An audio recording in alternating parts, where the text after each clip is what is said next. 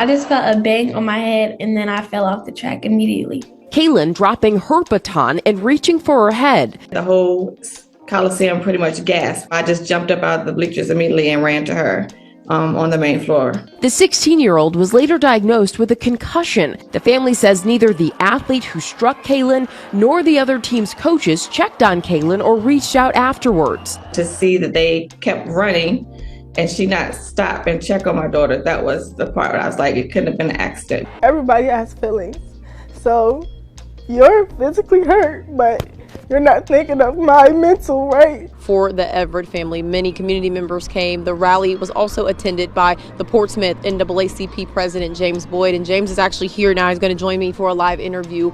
And James, you know, the Portsmouth NAACP put out a statement in reference to the incident. Why was that so important for you all to do? It's very important for us to do. One, because of the reaction that we were seeing, racial slurs and things being launched towards the Everett family, but also we were concerned about charges being filed against Alayla, and we feel that the legal system should not be used in this system. It is in this situation, it is not warranted, and so we thought that it was very important that we stood with this family and stood on that principle. Just come here. Shut your stupid ass up. That's the local NAACP President James Boyd trying to shift the blame away from the attacker and onto racism and the actual victim. This whole situation is absolutely bizarre. James Boyd is actively fishing for someone else to blame other than the attacker herself. He's been hitting up the news, writing letters, and even attempting to pressure the local district attorney to drop the charges against 18-year-old Alayla Everett, the high school senior seen hitting the victim with a baton during the championship race. As I've mentioned before, the NAACP and Everett's parents are trying to make their daughter the victim. They've been parading her around the media to manipulate the public into overlooking the multiple videos from different angles. Instead, they want us to just believe their daughter because she's crying, and they know her best. They claim she would never intentionally harm anyone. It feels like they're jumping through hoops to convince us to ignore what we can clearly see with our own eyes. Now they're taking it even further. The parents, along with the NAACP, are calling for justice for Alayla. They even held a rally in their town showing support for the attacker after she was charged with a misdemeanor in connection to the incident. We're continuing to follow breaking news in Portsmouth. The NAACP weighing in on the pending charges for a teenager at the center of an incident at a track meet in Lynchburg. Earlier, a community gathering was held to discuss those charges and rally in support of the student charged. It just wrapped up. 10 on your side's Markeisha Jackson joins us live now outside IC Norcom High School with more. Markeisha. Hey, Ashley, yeah, just wrapped up. Like you said, lots of community support out here for the Everett family. Many community members came. The rally was also attended by the Portsmouth NAACP President James Boyd, and James is actually here now. He's going to join me for a live interview. And James, you know, the Portsmouth NAACP put out a statement in reference to the incident. Why was that so important for you all to do? It's very important for us to do. One, because of the reaction that we were seeing, racial slurs and things being launched towards the Everett family, but also we were concerned about charges being filed against Alayla, and we feel that the legal system should not be used in this system. It is in this situation, it is not warranted, and so we thought that it was very important that we stood with this family and stood on that principle. And definitely, I know you told me you have been in contact with the Lynchburg NAACP as you all try to assess those charges, assault and battery. The petition for that has been issued for Alayla. What's your reaction to that, and what have they been telling you, the Lynchburg NAACP? Well, our Lynchburg NAACP leaders had a meeting with the Lynchburg Commonwealth Attorney this morning and confirmed that the charges was not brought by her office. But we want to say unequivocally that Alayla is not an attacker. She is not a criminal. And anybody that says, or any headline that says that is a violation of her due process rights. We feel, as I mentioned, that the criminal justice system should not be used in this situation. And for charges of assault and battery to be levied against her, you have to prove what you intent and maliciousness, and those things are not present here. Again, this is a situation that is not warranted for a young, powerful, up-and-coming leader like Alayla is to have to experience, and so we're going to stand with her. And definitely, I know, like you said, lots to come in the coming days with all of this. And we, of course, will bring our viewers the very latest because we will receive that from you all. Thank you so much for joining us here. We appreciate you. We'll have much more from you and for the viewers tonight on Wavy News at 10 and 11. Live in Portsmouth, Markeisha Jackson, 10 on your side. The Portsmouth NAACP president attended the rally, doubling down on what he calls unwarranted criminal charges against Everett. I love y'all. Everett and her family were surrounded by support Thursday evening, speaking out at a rally organized by community members, all unified with one message. Stand for Layla Everett! We stand for Layla Everett. Boyd says the most striking detail from all of the outrage is the fact that Alayla faces an assault and battery charge, a charge he and the Lynchburg NAACP chapter aren't pleased with. Our Lynchburg NAACP leaders had a meeting this morning with the Lynchburg Commonwealth Attorney. The purpose of that meeting was to go in and advocate that no charges should be levied against Alayla.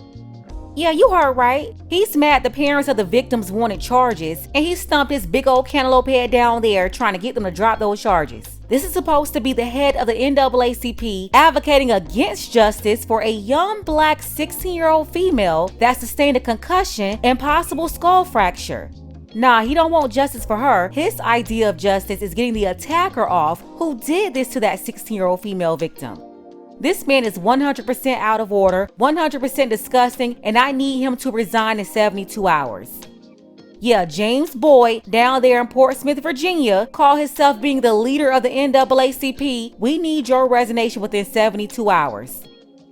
He believes the charge of assault and battery did not stem from the office of the Lynchburg Commonwealth's attorney, Bethany Harrison, but instead it possibly came from the parents of the other involved athlete, Kaylin Tucker. So it could have lasting effects on her college admission, could have lasting effects on her scholarship. And with such widespread reaction to this short video from what was supposed to be a typical track meet, this will have lasting effects on both young athletes. The community held a rally today here at IC Norcom High School to show support for Layla Everett and her family. We stand for Layla Everett! We stand for Layla Everett. This is a good time to show that we can stand behind this young lady and show we support her. Layla Everett was running the 4x200 event in the Virginia High School League Championships when the incident happened. The video shows Everett swing a baton, which made contact with Brookville High School junior Kaylin Tucker in the back of her head. I just felt a bang on my head, and then I fell off the track immediately. Alayla's father, Genoa Everett, says the incident was accidental and Tucker came too close to his daughter when coming around the curve, causing Alayla to lose balance. Tucker's mother told ABC News she doesn't believe it was an accident. To see that they kept running and she not stop and check on my daughter, that was the part where I was like, it couldn't have been an accident. It bothered me to my heart to see how the whole world was dragging this young lady based on what they thought they saw. The Everett family has experienced racial slurs, they've experienced death threats, and we think unequivocally that those things are unacceptable. The NAACP released a statement this week saying they are currently reviewing the circumstances surrounding the case, and in the meantime, they send their prayers and best wishes to Layla Everett and her family. I can't get over how everybody in the attacker's family is acting like she's a victim of some kind of crime and she passed away or something. They watch way too much social media. They want this to be a Black Lives Matter situation so bad, like, please cut it out. We feel, and we've seen throughout history, how the legal system can marginalize our people. We're not going to allow that to happen to Layla and her family. In Portsmouth, Shane Fordham, 13 News Now. These people are absolutely ridiculous. First, they tried to blame racism, claiming that's why they stormed down to the district attorney's office, only to find out it wasn't the DA who just automatically charged her from watching news clips and reading social media posts. No. It was the victim's parents who pressed charges, as they should. Their daughter was injured, and they have evidence that made them believe it was intentional. She was hit more than once. The other girl admitted she struck her twice, but insists it was an accident. The problem is nobody's buying that excuse. The parents want justice for their daughter who suffered a concussion and could face long-term issues, especially if she sustained a skull fracture. What I don't understand is why the defendant and her parents are making it seem like she's the victim. Where's the rally and support for the actual victim? James Boyd, the NAACP leader, should be ashamed of himself. Why is he protecting the attacker and going against the victim who sustained real injuries? What's really going on here? What's his personal connection with the attacker's parents? He did say he knew them so well, like they were friends. Is he using his position in the NAACP to cover for the attacker as a favor for his friends, her parents? Now that he knows it was the victim's parents who wanted the defendant held accountable, why is he low-key trying to shame them for their decision to press charges? It seems like there's something really shady happening between the attacker's parents and this so-called local activist, the leader of the NAACP. Honestly, I think that local NAACP chapter needs to be investigated because this is all very suspicious. As for the defendant, she still shows no remorse. Instead, she's out here continuing her press tour, jumping from camera to camera with her fake crying routine. I love y'all.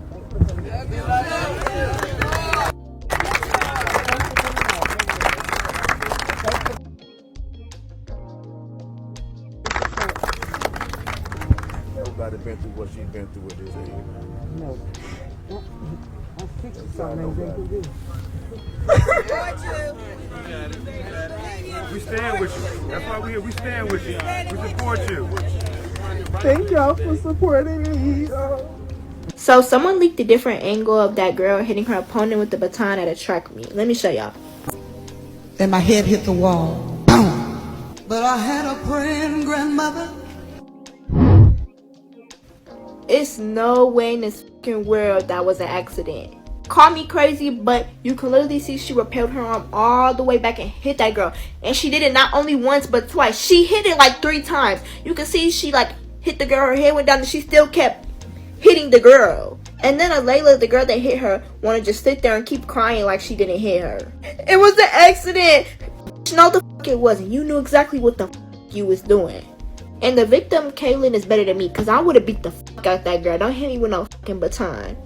But one thing about it, what goes around comes around. God don't play about nobody. So Layla, since you wanted to hit that girl, just know God has something coming your way. Can the parents of Alea Everett, the girl that hit the other young lady with a baton in a track meet, stop putting her on the news? Just stop. Like, it's at the point where y'all just must want the attention because there is nothing helping that girl doing another interview. Just stop. I think this girl and her parents need to stop doing interviews and running around on social media. I don't know what they think they're accomplishing, but they're the ones dragging this out and making the whole situation 10 times worse.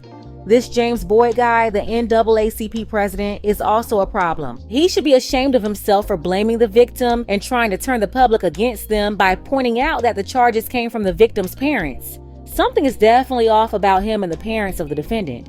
The attacker's dad seems to be enjoying all the attention, acting like his daughter is the real victim. There's something off with him too.